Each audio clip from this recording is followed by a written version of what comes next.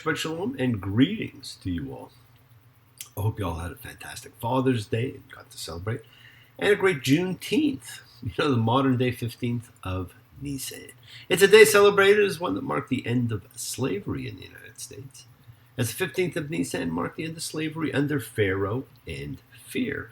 Now, freedom from slavery should always be celebrated.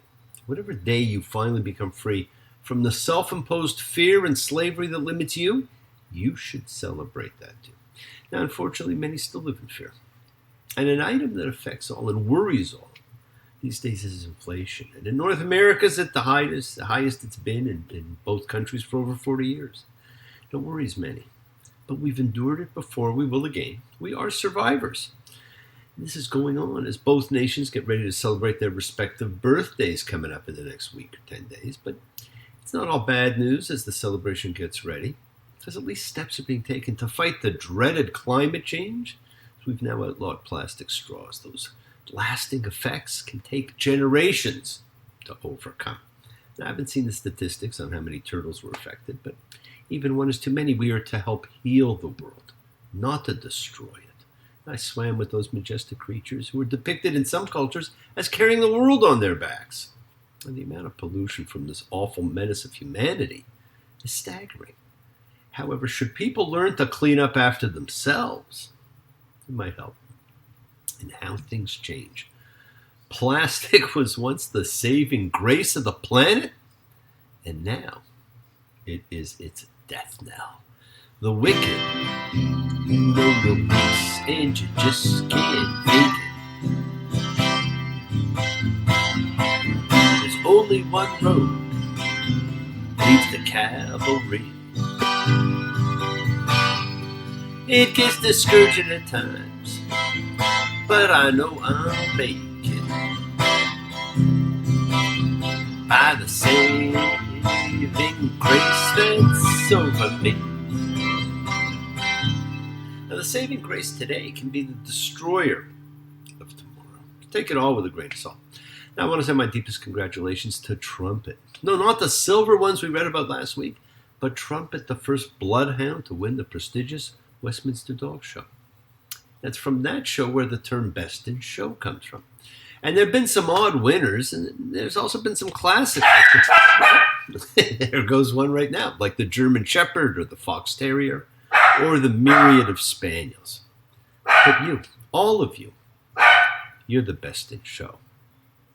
And did you have a great summer solstice and change of season?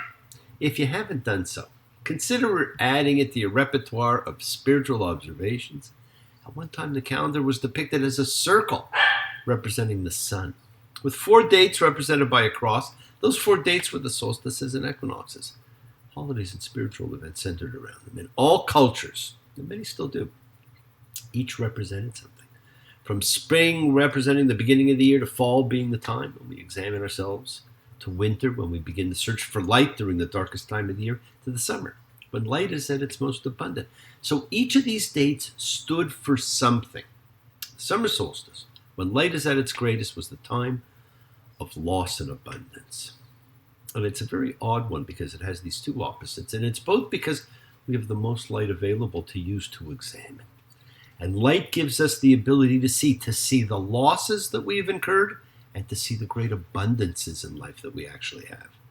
Now, we had a wonderful group for the celebration. We celebrated those great losses and abundances, and it is perhaps best known as simply the longest day of the year. And it always occurs between June 20th and the 22nd every year. And in Finland, the day's 24 hours long. In Alaska, 22. In Iceland, 21.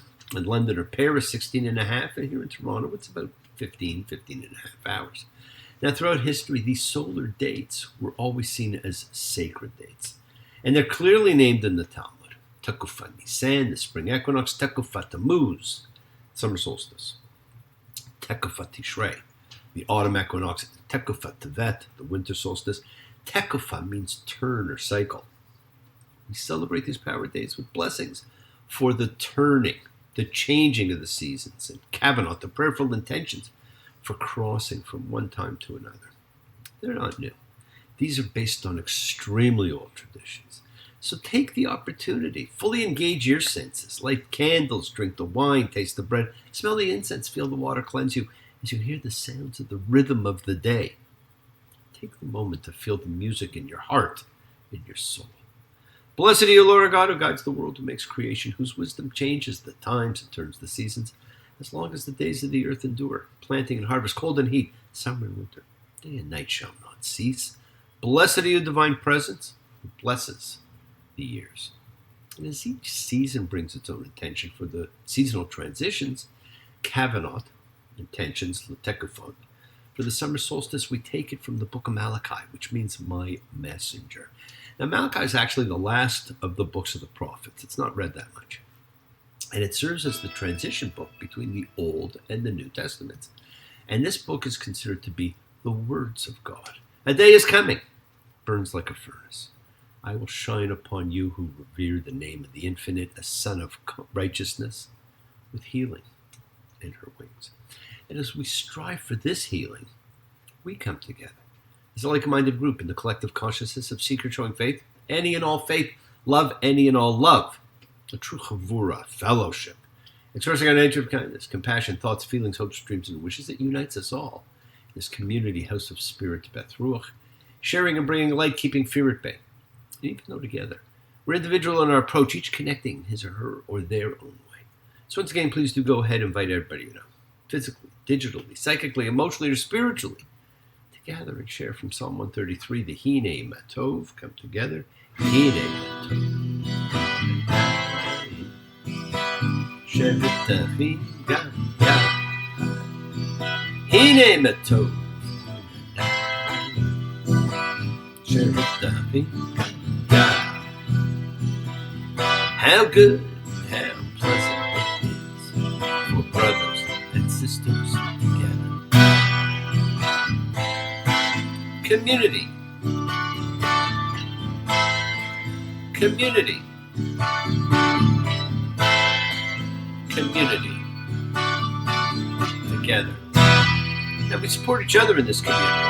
So let's all spread love, goodwill, and fellowship to the world. Remember, friends, this is your setting aside just a little bit of sacred time in your own sacred space to honor and converse with whoever, whatever you happen to believe in, because we all believe in something. It's part of your kavanah, your intention that you put out to the universe. It's your goodwill. And goodwill and intention are the roots of what you control, of what you can correct when you need something to correct. Your intention sets in motion everything that occurs in your lives, my friends. So let's take some time now. Let's use that intention, send some of that goodwill, some light and healing out to whoever you know that needs it. Healing and renewal for everybody, because it floats through space finding those in need. So send it out for those you know and for the souls and spirits of everybody you love. So think whoever that needs healing and renewal and love, or even just plain goodwill. Focus on them, call their names. It's not just for people, it's for our pets. It's for the earth. It is the healing of the world, the tikkun olam. It's part of our spiritual genetic makeup. We have to help heal the world. It's not something we complete. It is an ongoing task to be dealt with in this lifetime. It's for every lifetime. And we each do our part because we each do what we can to improve and change our own little corner of the world. As we change ourselves, we change the conditions of life. And a part of that healing of the world is when we send these thoughts and energy for health and renewal and goodwill for everybody. They don't have to be sick. It's for those in our hearts and our minds. So let's all send out energy for the people in need everywhere. Special thoughts and prayers always for those who undergo surgery or special care. We pray for those who need prayer, like Snoopy did, a medical miracle man. Now, we don't have to know them. We want health, recovery, good life for everyone around us, for Aurelia, for Joey, for Paul and Kay and Doria, for Robin and Peter, for David and Mookie, for Ryan, for all those suffering and in need.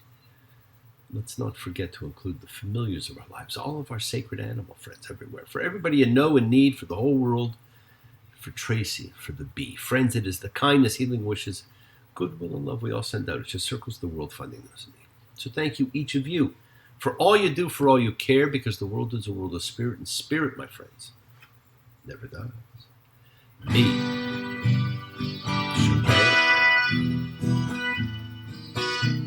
Avotainu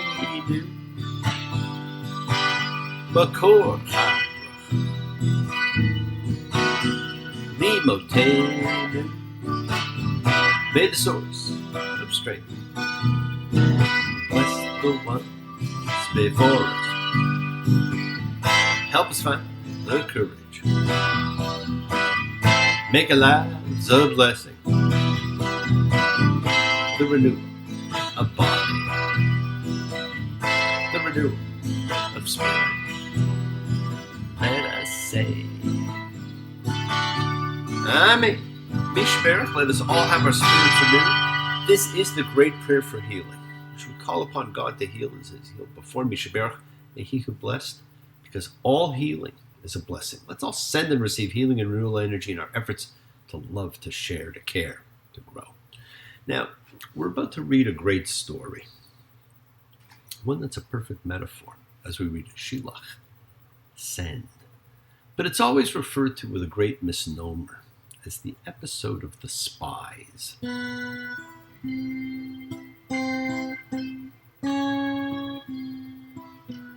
Where the pretty faces that you find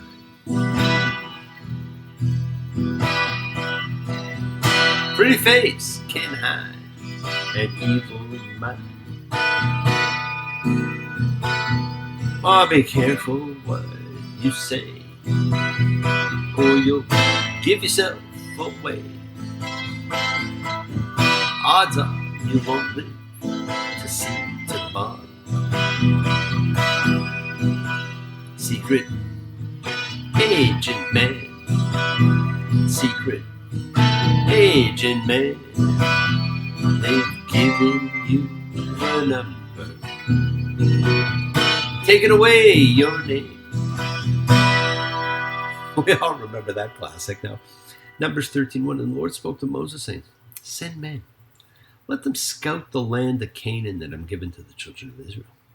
You shall send one man for each tribe of his fathers, every one of them a chieftain.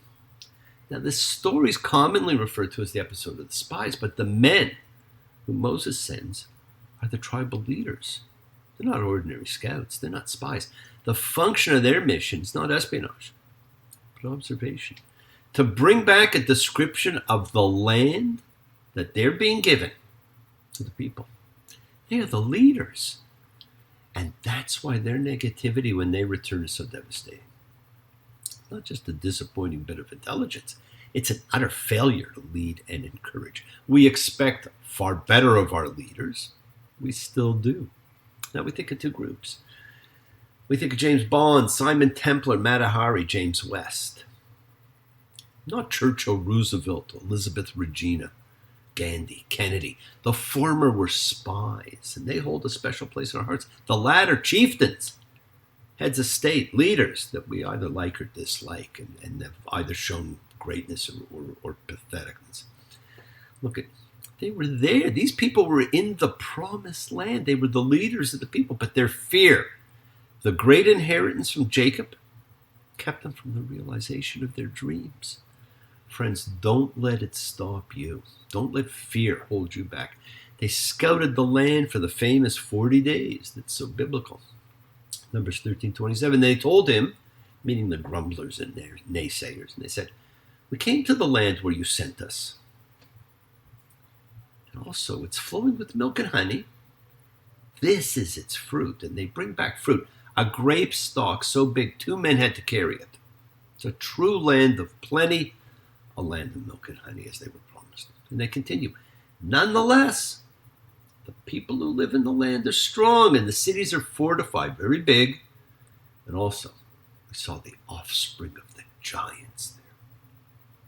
So it's great. It's everything God said it would be. But the people there are strong. The cities are powerful. The giants live there. So we should pass. Numbers 13:32. They brought out a report of the land they'd scouted to the children of Israel, saying, the land through which we passed to scout it, it's a land that eats those who live in it. And all the people whom we saw were people of size. We saw the Nephilim there, sons of the giants from the Nephilim. We were like grasshoppers in our eyes, and so were we in their eyes. So they say that the descendants of those mythical beings from Genesis 6, the children of God who bred with the daughters of man are there. They eat the inhabitants, and again fear dominates them. And all the children of Israel complained at Moses and at Aaron and all the congregations said, if only we had died in the land of Egypt or in this wilderness, if only we had died. Woe is me. Yes, my friends, the world is sacred. So is everything in it. Express your gratitude, light a candle, make a wish, celebrate your life and the lives of those you love, share your feelings with them. Live free, be free, honor your freedom. Be well, be happy, be blessed. Share and honor the light, and all who live in the light and continue to shine. Continue to send everybody you know goodwill and love.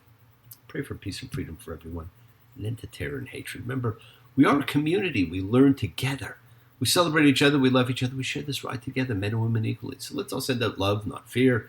Send out peace, harmony, goodwill, and healing to all who need it. Please do learn to forgive. Learn to love, including yourself. Open your hearts. Honor the relationships of your life. Tell those you love that you love them. Say thank you to them. Take advantage of the time you have. Enjoy the journey. Because we take the twists and turns and the patterns that weave through the fabric of our lives in our efforts to grow, to learn, to be, to love. So please do love. Now bless you all. Have a fantastic week. A week of love and light. A week of peace. A week of miracles. Examine your intentions. Use them to imprint your will on the universe because we set in motion all that happens in our lives. It is our intention, our Kavanaugh, our cause, our effect. Everything is linked. As I've said, you always have time to forgive and to be forgiven. You have the knowledge of what's good and bad, so acknowledge what you have done wrong to yourself, to God, to any person you've wronged. Ask forgiveness, but do so with sincerity, accountability, and vulnerability. Forgive those who've hurt you as you learn to be forgiving and compassionate, because the secret of forgiveness, compassion, and peace is in acceptance. Can you accept yourself, other people in the world just as they are? Can you accept life as it is without trying to control it? If you do, you can experience the peace that acceptance brings. So do not stop your journey. Do not stop moving towards your promised land. It's your home. Keep on dreaming, keep on being, keep sharing, keep shining, keep teaching. Keep spreading joy and goodwill, and do not follow fear, follow love, because it's always in front of you. And remember to have faith and unwavering adherence to principle. Just as I have faith in the principle of love, and of all of you. Act with purity of heart and mind. Despise none, defraud none, hate none. Cherish all. Honor every child of God, every creature of the earth. May all people know peace in this year, and may you nurture kindness and love everywhere. Work to be present in the body. Expand the heart, quiet the mind. Because the deepest source of real power lies in consciousness and your ability to be mindful, to be aware, present in all of life's circumstances. Make the most of your time in this life. Continue to touch and transform the lives around you, because you're never alone. You're forever blessed and have the ability to bring blessings to everybody you meet. Health, love, and renewal to everyone you come across. We're all energy. Energy cannot be destroyed. It can only be transformed. Your words are your power to transform, to love, to bless, so be generous. Bless others and bless yourself. Love with the heart, because we're all part of a greater whole. Embrace love, not fear, forgiveness, not anger, and be there for someone, because someone will always be there for you, whether you know it or not. And continue to explore faith and belief. Do not accept shame as a natural state, because whatever you feel others have felt, whatever you've experienced, others have too. We share together. We learn together. We help each other because we're each of us trying to find love and acceptance and support in life. We all have or could have that special someone in our lives, so find them. Tell them what they mean. Remember to honor the words of God, the great epiphany, the rules for life and living. Today we read about people who made it to their destination and walked away from it due to fear. You're all on your own journey to your promised land. On the way, keep forgiving those you need to forgive, and keep asking forgiveness from those you need to ask forgiveness of. Remember to think before you speak, because your words will empower and free you, but they can also get you in a lot of trouble.